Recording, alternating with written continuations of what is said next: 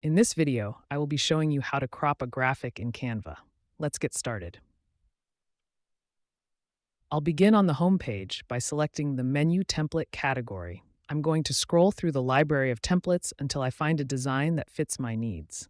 This buy one get one drink menu looks great, so I'll click on it and then select Customize this template to open the project in the editor.